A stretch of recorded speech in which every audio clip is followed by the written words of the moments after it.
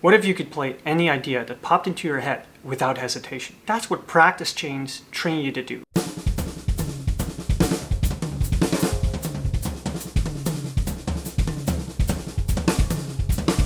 Here's the problem. Most drummers can play some fills, but when it comes to actually flowing with them, meaning connecting ideas in the moment, most drummers freeze, and so did I. You nail the sticking in practice, but then live? I've had that freeze moment live, and it's not fun, and I don't want you to have that. It's because you overthink, you hesitate, and then the flow is gone. And that's because practicing only isolated patterns, stickings, groupings, or chops doesn't prepare you for the real world drumming. Flow isn't about one lick, fill, grouping, or pattern. It's about connecting everything, and that's where practice chains come in. A practice chain is simply a sequence of patterns in one subdivision, or mixed subdivisions, but for today, only 16th notes.